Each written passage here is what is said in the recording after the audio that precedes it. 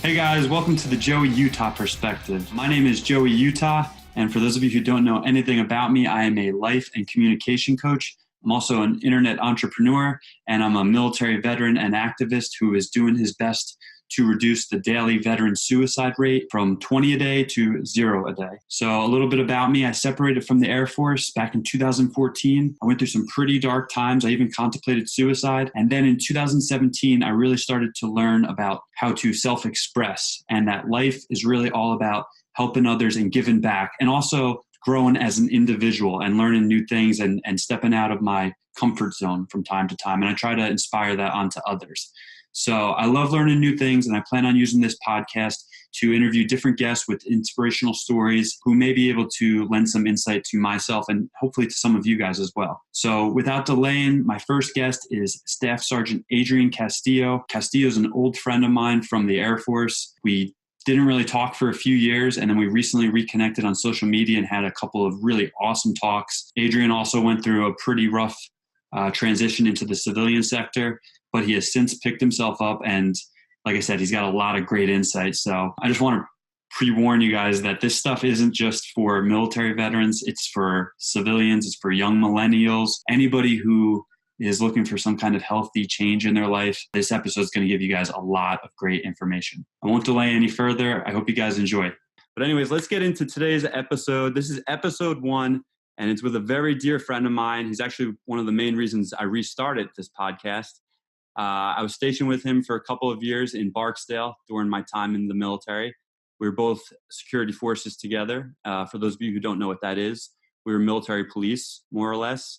I was a straight leg, so I didn't really explore the career field too in depth. But my good friend Adrian, he laterally trained a lot, and I'm going to pass it over to him and let him introduce himself and tell you guys a little bit about his story. What's going on, brother? Hey, buddy. So here we are, episode 1. Yeah, man. I guess I'll just You getting nervous? Yeah, a little bit. I guess I'll just tell people a little bit about myself. You kind of covered some of it, but yeah, I was security forces. Did about 8.5 years. 6.5 of those years were at Barksdale, aka Barcatraz. Seemed like I could never get out of that place, and that's what pushed me kind of to retrain laterally into canine. So I came to a crossroads in my career where it was either get out or retrain. And asking around a couple people, it was either combat arms or canine. I remember going to Major Breed. I don't know if you knew Major Breed. That was a commander back then. Hell yeah, Major. At the time I was working as a security manager, PRP monitor, and I go into his office and I said, hey, Major Breed, I'm thinking about retraining. You think I should do combat arms or canine? And he said, well, if you pick combat arms, just get the fuck out of my office. So I was like, all right, well, canine it is. Retrained into canine in about 2013, went down to Lackland, did that whole gig, and never looked back since. I've been holding the leash ever since. So I guess I kind of found a niche. I love the job. I love working with dogs, and I love seeing the end product, after good training and stuff like that. Yeah. So what was it that ultimately made you make that decision? Because I never really asked you before. As far as going canine? Yeah. Was it Major Breed's inspirational words? It was a little bit of both. I just felt, honestly, there were a lot of factors. There was a part of me that wanted to do it in hopes that maybe I would get to go down range and kind of help out, against, combating, IEDs and stuff like that. I mean, at the time, IEDs were just destroying, people, and they still are to this day. And our biggest defense against them is explosive detection dogs. So part of me, wanted to hopefully get down range and kind of help and do my part. And I kind of saw that as an avenue to do that.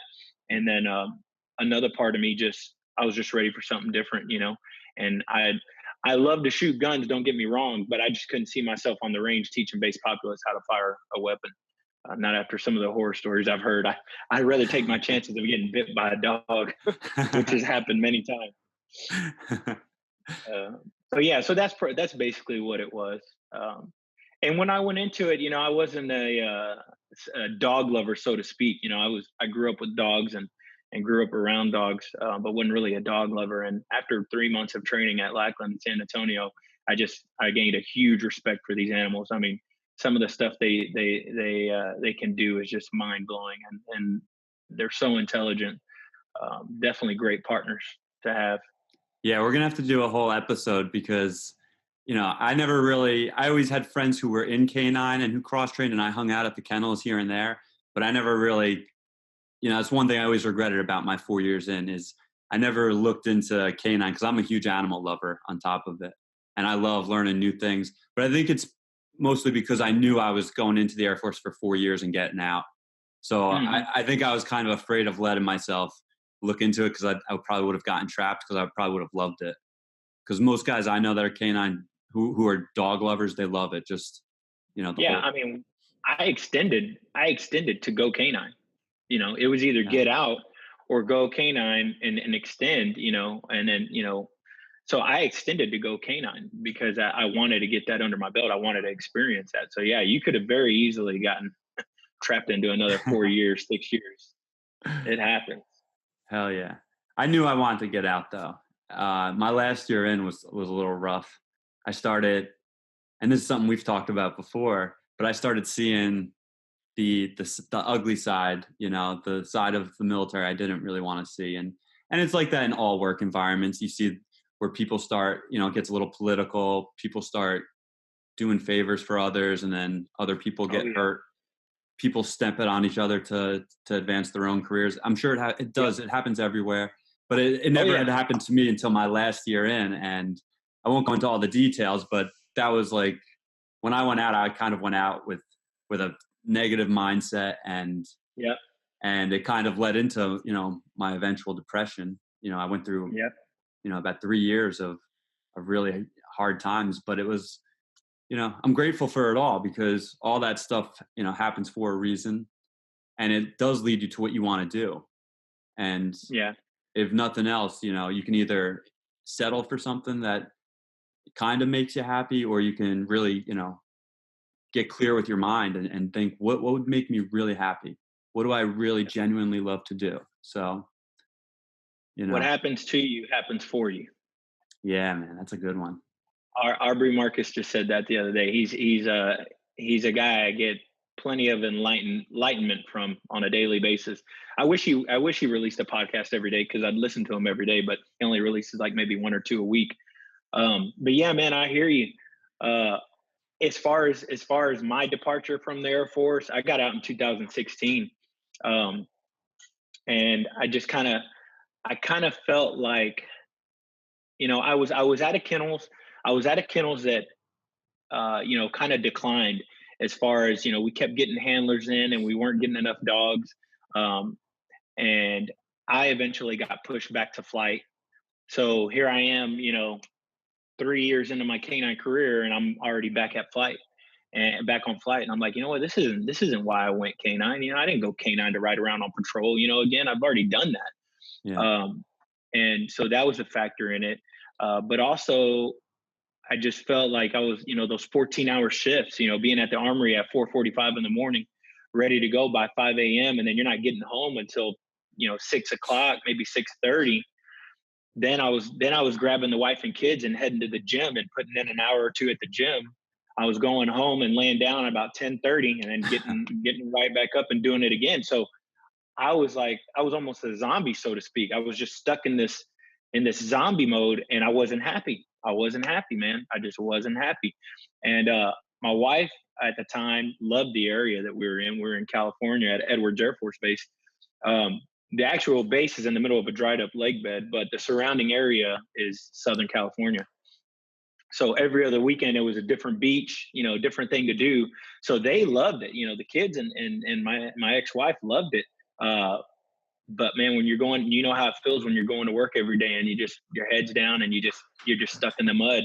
Yeah. So I was ready for a change. I had enough confidence in myself to know that I was going to be okay. And yeah, it was scary. Um, but I just took that leap and just said, you know what, I'm not going to reenlist. I'm just gonna let whatever happens happens. And then, I ended up coming back home in 2016 and going through my own depression and stuff like that. Yeah.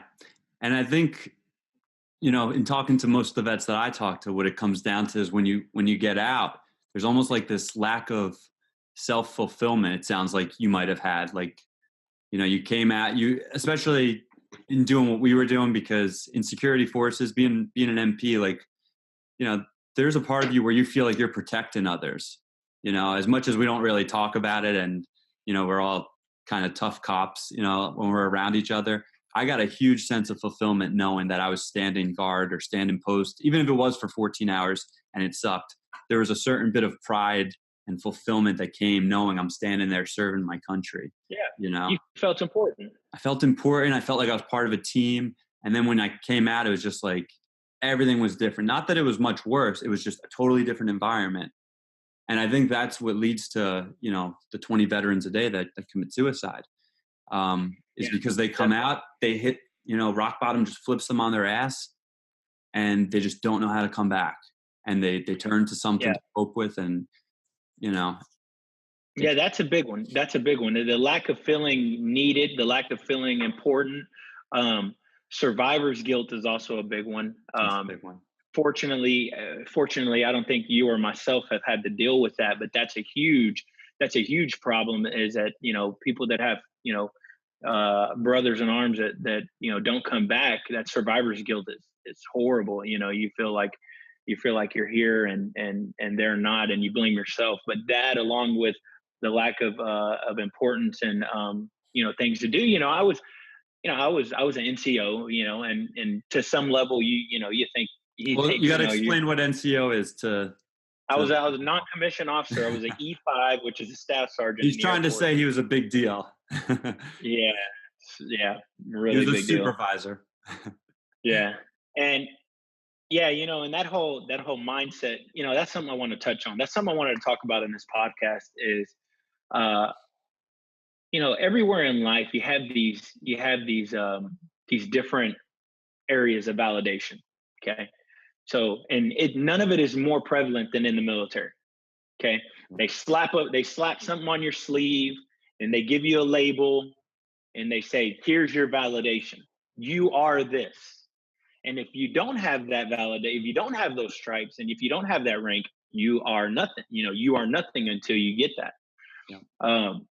And so I think that what that causes a lot of people to do is just unnecessarily hold themselves to this super high, not necessarily a standard, but they hold themselves above everybody, this superiority.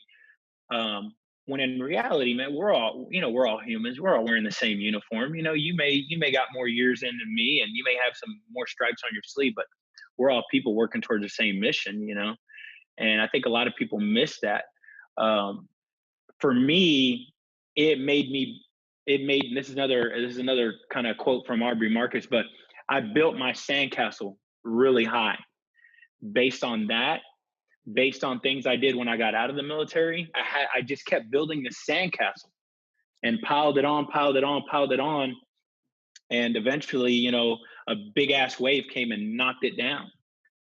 And I think what me and you went through, getting out and not feeling important, accompanied to what, I went through. I mean, it's just like a combination for disaster. And if you don't have coping skills, and if you don't have the will to fight, and if you can't, and if you don't already have it made up in your mind that you're going to push through this no matter what, it can definitely lead you down a dark hole where you want to take your life, or want to hurt yourself, or want somebody else to hurt you, just so you don't have to feel the pain anymore. Yeah, I think that's something, and not even for veterans, but even a lot of, I went back to school for a few years when I was 27, 28 years old. And I talked to a lot of these 19, 20-year-old kids, the younger millennials. And I saw in them, these kids aren't necessarily being fulfilled, and very similar in that lack of feeling needed, lack of feeling important. And, it's almost like, it's almost like they've built up like that sandcastle that you were talking about, or this standard, whatever you want to call it, and it's not what they want it. It's not doing it for them. Let's just that's the easiest way to say it. Yeah. And they're having false expectations, and because of that, and you said the word validated a lot, and it's when I always think validate, I always think you're secure with yourself. Like anytime, because I think you can self-validate yourself. Like, that's something we talk about a lot is how doing mirror work and doing affirmations, because sometimes there's not going to be someone nice around to give me a nice compliment or to say, Joe, good job, and it's nothing personal. It's nothing personal. It's not because I'm not good enough, but it's just maybe they're not paying attention. They got other things going on in their life. Mm-hmm. So when you have that, especially in the military, when you're always getting that nod of approval and that shot in the arm, and literally when you get a new stripe, the achievement medals. I mean, they literally pin your validation on your chest. Yeah, and there's a ceremony. Here's your worth. Boom, there you go. There's a ceremony, and I'm worth this. Now, I don't want to take anything away from like legit ass fucking medals, combat action medals, Purple Hearts and stuff like that. Kudos to all those guys. But you know what type of medals I'm talking about. The Air Force, the standard, GWAT medal, the freaking all the medals that I have. Good conduct medal and stuff. Those are all the medals. Those are the only medals I got. And it puts it out there visually. So when you're in a room, like let's say you go to a promotion ceremony or you go to any kind of event, you're in a room and that's the first thing you do. Yeah. You don't go up and look at Joey and be like, and look him in the eye and engage with Joey. No, the first thing you do is you go and look at Joey's sleeve or you look at his rack. And now maybe not all people do that. You look at how many ribbons he's got on his chest, and then you go and engage with Joey, or maybe if you don't like how many stripes he has on his sleeve, you don't even talk to him. You go and you talk to the NCOs because you're an NCO. I mean, it just creates this segregation. But I mean, it's so crazy when you say it like that too. It's crazy because it's in regular life too. Yeah, that's why I was thinking as you were saying it. I'm like, how many people do that when they just look at people? Civilians look at each other and we all size each other up. Oh, are they attractive looking? Do they work out? Do they have muscles? That's kind of like our rank in there's different things, and that forms the hierarchy. Yep. And sure does. But it does validate you. Like, we all get validated by looking our best or feeling our best or, putting our best version out there. And what I like to teach others, and something we talk about a lot, is sometimes you're not going to get it. As I said before, you're not going to get it from the outside. Sometimes daddy's not always going to be there to say, good job, go get your dreams, and it's nothing personal, but that doesn't mean you're not good enough to go create something on your own, whether it's a podcast, whether it's, you always want to be a public speaker, but nobody ever believed in you, or you always wanted to join the military, but they said, nope, you're not going to make it. You're too skinny to go in the military. Okay. And I say the opposite. When people do tell you that, I love when people doubt me. I say this all the time, and it might be sick, but when people tell me I can't do something in me is like, okay, I can't wait to just show them. Like, I'm going to do it in a very sneaky way. I'm not going to say I told you so, but you'll see. And I love that about me, Yeah, that's good. That's a good quality to have. Yeah. I used to be like that a lot. And I used to let that fuel me and motivate me. But I think I used it in a negative way because, people were like, oh, you're not going to make it when you get out. Well, I got out and I was struggling to make it. But, I had a plan. I had a plan B that if I didn't make it, doing what I was initially trying to do, which was just have a regular civilian job and stay in the States. My plan B was to go contracting. So I went contracting. Made all this money. And by my standards at the time, I was showing them, I showed them, I'm over here making six figures and I bought a new house and all this stuff. And I'm letting that motivate how I lived my life, So I think to a certain extent, we need to have that, we need to have that as a motivator. But we also have to be cautious because if you let it control your life and your decisions, your sandcastle could get wiped the hell out, and then you're left there with, your hand, like nothing in your Yes. hands. And it's like, what was I doing for the past 3 years? Like, was I just living my life to Yeah. show them, or was I actually living it for myself? you know Yeah. and I found out the hard way. And it's funny. I don't know who's going to watch your podcast, but if anybody watches it from the old Barksdale days and stuff like that, uh, they know how I was. And it wasn't healthy. It wasn't healthy at all. And Yeah. I think you talked about having a purpose in life, or you talked about your purpose is to help people express themselves. I kind of feel like I'm in a position to help people grow, help people kind of look inside and see if they're really, who they really are. Because I think a lot of people are walking around with masks on and these facades and stuff like that. Just like I was walking around, thought I was king of the Yeah. mountain and all this other stuff, and I finally had to look deep inside and see what I was really doing. So Yeah. I don't mean to ramble on, but No, you hit it perfectly, dude. I mean, that's what we do. And to what you said first about how you can get too attached. And even I've asked myself that at times. Like, Joe, are you doing this just to prove mom and dad wrong, or just to fit in, or whatever?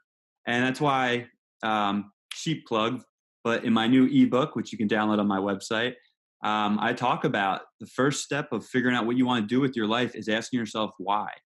And like you just said, people walk around with a mask, and I've been guilty of that too. I think we all have at one point. We've all wanted to be that person who fits in, who is loved by yeah. everybody, by his peers. We've all been willing to Mhm. do silly things at times, or stupid things, to degrade ourselves maybe. Um, Mhm. and not even to degrade ourselves, but like you just said, how many kids do I know? Not even in the military, but how many civilians do I talk to who the only reason they're going to school is because mom and dad told me to go get a degree? And they'll Yeah. pretty much tell you that. Yeah. And it's like, okay, and I'm not here to bash the college system, because that's another podcast. But Yeah. but Yeah. We're gonna but get into that one. if you're not going to college because, like, I want to become a great journalist so I can inspire people and I can write and learn my craft, or I want to go to college so I can become a professional dancer so I can dance until I'm inspiring people on Broadway, or you know what I mean? Like, and it doesn't Yeah. have to Yeah. be necessarily to inspire people, but as long Yeah. as, I always say, and this is like my beliefs on living, is the two things everybody needs in life is, one, what you just said, the ability to grow, and the ability to know that they can grow. Because if anybody's in one spot for too long and is just sitting still and not progressing and not becoming a better version of themselves, we're all growing. If you don't do that, you're gonna possibly fall into depression. And the second thing that everybody needs to do, I believe, is help and serve others in some way. And maybe it's not what I'm doing, where I'm trying to do it on a large scale, but maybe it's, it is. You work at the post office, but you don't just work at the post office. You're that super awesome clerk who works there, who smiles at everybody, because everybody thinks that you're going to be the asshole when they walk in that post office, but not you. You're gonna change their beliefs because you're gonna smile at them and change their whole world, and you're inspiring others. It could be something like that. Yeah, that's one thing I have to remind myself of constantly. I know for a fact, and I'm very self-aware, that I do not help or give enough. Like I get so caught up in my day to day and things I have going on, and I center my life around everything I got going on and stuff. And I need to give more. I need to be that person that offers help, even if it's not needed, or that goes out of my way to make something happen for somebody I care about. I really need to do that, because I feel like over the last 6 months, it's because of people like you and other people that have been those people in my life that has gotten me where I am, that has gotten me out of the mud. It's because those people reached out to me, and those people were constantly, even if I was telling them, no, I'm good, bro, I don't need anything. No, never, hey man, just leave me alone and let me be. Those people that stuck by me and just said, hey, I know you're in a place right now, but just to let you know, I'm still here for you, and whatever you need, I got you. And so I need to be that. I need to be more like that, but You it's will good, be. cause yeah, You will I be. know it, and I'll work Yeah. on it. And to get started with anything like that, make it simple. Don't make it anything too crazy. like a simple thing I do every day is I look for someone in my phones and my contacts who I can send like a YouTube video or something that I just watched that like made me happy. I go, who would like this? Who would like this awesome video that Jocko Willink, he's talking about, you know, how everything happens for a reason. And anytime something bad happens, you got to say good because there's something good to come out of it. Who would enjoy this video? And then I send it to sometimes 10 people at a time. It takes all of a minute to do that. Oh, yeah. And I feel great because I get people texting me back, hey, Joe, thank you so much. I needed to see that. And it can be something that small. And it's like, that makes me feel good. So it's a win-win. I'm lighting up. Yeah. The most minute thing could make somebody's day. Yes, sir. The smallest thing can make somebody's day. You just have no idea. You know, the things that some people receive, you know, that you do for them, and it just brightens up their day, and you're just like, wow, you know, to you it may seem like just something small. And but yeah, man, I think everything you're doing right now is awesome. You know, I was just thinking about, you know, the little campaign you're doing, the challenge of 22 push-ups a day. I think that's great. It gets awareness out there to people who don't know. I was just talking to my girlfriend earlier this morning and telling her about your challenge that you're doing. And she was like, "Oh, what's that?" And I'm like, "Well, it's to bring awareness to the 20 to 22 veterans that commit suicide every day." I was like, "He didn't know about that?" No. And she's in the medical field. Really? Didn't know about it. Didn't know that statistic. And it's crazy because, you know, myself and you, we probably follow a lot of veteran pages. We follow a lot of, you know, pro-military stuff like that. So it's blasted all over my stuff, you know, all of my social media outlets. So of course I know, but you never think. You're right, dude. You're right. You never. Your next door neighbor probably has no idea that veterans, you know, are the suicidal rate is that high for veterans. You know, and you see it on TV sometimes, and you may see it advertised, but you just have no idea. A lot of people do not know, you know. So I think it's really important what you're doing, and the podcast too, because there are other people out there. There are other people out there that are maybe have a little bit more experience and stuff, or than me and you. Yeah. But just the fact that me and you are the regular guys, you see. We're the guys that have been in the mud that nobody knows about, you know. We're the guys that don't have the fame. We don't have those huge outlets, but we're going through the same stuff they're going through. And I think there's a lot of people out there like me and you. A lot of people out there that just quietly go through their troubles, just quietly go through it, and with no resource or nothing. So I don't give a shit if 10 people like me and you make a podcast and start their own podcast and start talking about veteran suicide, or just start talking about life in general. I don't want to know their name. I don't want to follow them because I know them as this big, huge, respected person. I want to see a regular guy like Joey, Air Force vet, you know.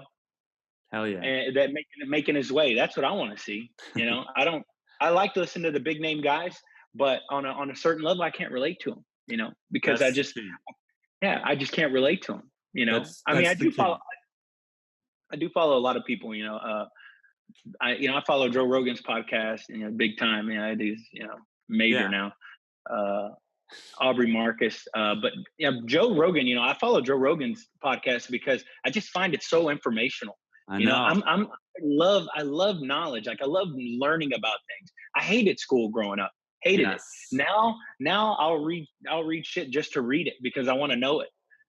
So Joe Rogan's podcast, you know, he has a lot of good info on there. I mean, he's got, you know, doctors and people, just a broad range of guests on there. Yes.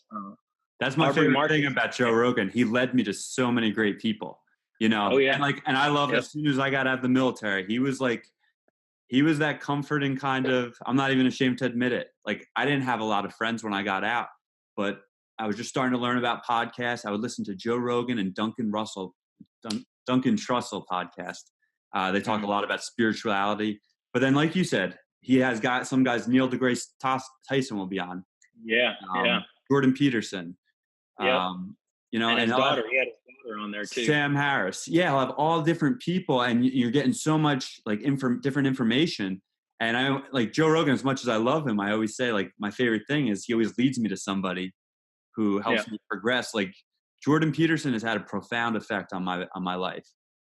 His book, and I think that's the coolness of social media, and that's why I'm big on showing people how to use it. I love his take. He's got a no bullshit take on life, and I really like what he talks about. Then he's also making a lot of waves with that carnivore diet too. But I haven't looked into. That's a whole nother podcast. I haven't looked into that yet. So I've looked a little into the keto diet, but we'll see about that. Yeah. Go ahead. No, I mean, there's a lot of stuff out there. But going back to kind of what me and you were talking about, I think it's just so important. And I think that how old are you? I'll be 31 in 3 days. Okay. So, awesome. Well, happy early birthday. Thanks, buddy. I'm 32. I'll be 33 in March. So it's right around the corner. But, happy early birthday to you. Thank you. I think our generation is just, I think that we are just hungry for knowledge, for something different.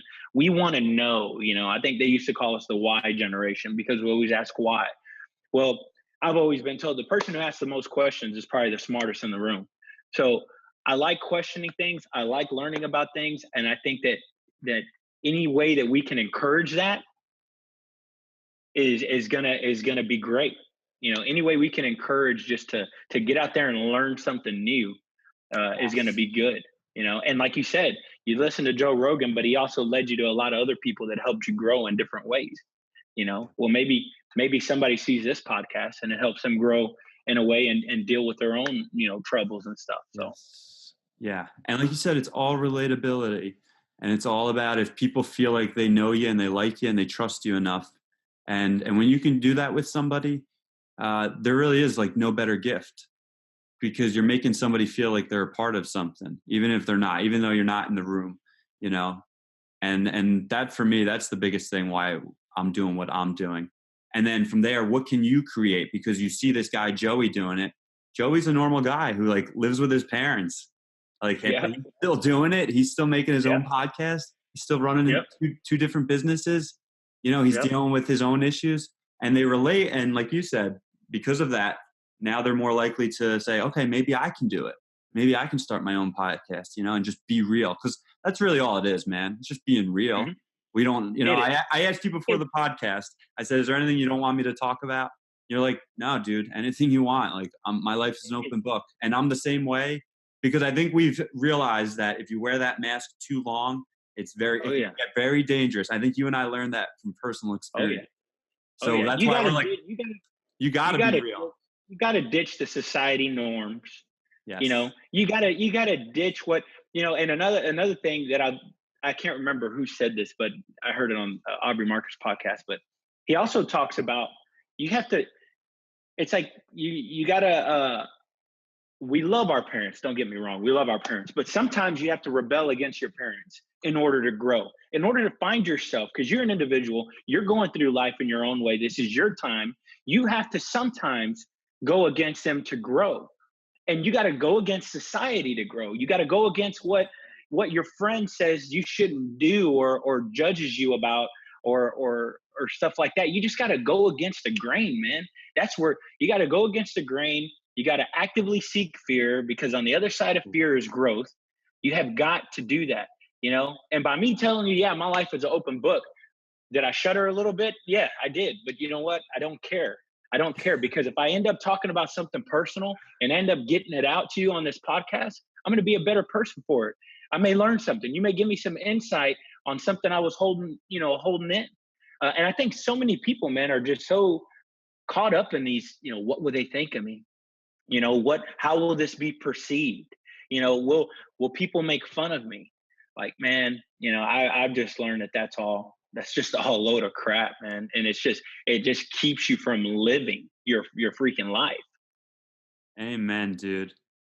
Couldn't have said it any better. On that note, dude, let's go ahead and wrap this up. This is our first podcast. You'll definitely be back, man, because that was some awesome advice. And again, we got a lot of stuff to go over.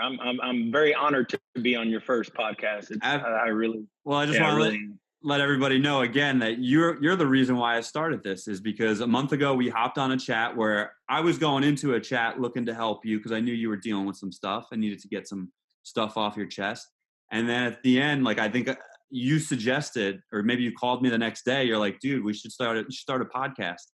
Mm-hmm. And I remember I was kind of always thinking about doing it. And then, but it was like, I never had that, like, you know, like, just, you talked about the smallest things before, just something small like that. I was like, yeah, I can do it. This guy would listen. I got one guy to listen. You know what? One thing I want to say too, the reason why I sent that message, or the reason why I called you and said that, is because it just went off in my head. I'm going to call Joey and tell him he needs to do a podcast. And I fucking did it. Like, you cannot shut that voice down. Yeah. You know what I'm saying? I've learned to do that. If I think about, yesterday I was thinking about one of my good buddies, Jamie Castro. He's an ex-Barksdale vet. Hell yeah. And he just popped into my head, man. And I haven't talked to him, haven't caught up with him. So I was driving. I just told Siri, you know, call Jamie Castro. And we had a good 30-minute talk while I was in the car and caught up, man. You cannot shut that voice out. I think so many people shut that voice out. Say, no, I'm not going to call him. No, I won't text him. He won't care. She won't care. People do care. You know, people do need that connection. They want you to reach out to them. Amen. So on that note, make sure that you guys take at least 2 minutes today to reach out to somebody who you love, who you think could use a little boost of support. How's that for first tip for the first podcast? Yeah, it's podcast homework. Podcast play work. I don't want them to associate pain with it. All right, guys, this is the Joey Utah perspective. My boy, Adrian Castillo. Any closing words, sir? Negative. All right, guys, have a great day. All right, guys, so thank you so much for listening to my podcast. I told you that Adrian was awesome. If you guys would like to leave any kind of specific feedback or constructive criticism, please shoot me an email at info@joeyutah.com. You can also find me on a lot of social media sites. I'm on Instagram a lot. My handle is coach_Joey Utah. So if you'd like to suggest a specific topic or have me interview a specific guest, please feel free to leave a suggestion. I'm very open to working with new people. So with that being said, thank you for listening. I hope you guys enjoyed the episode. I'll see you next time.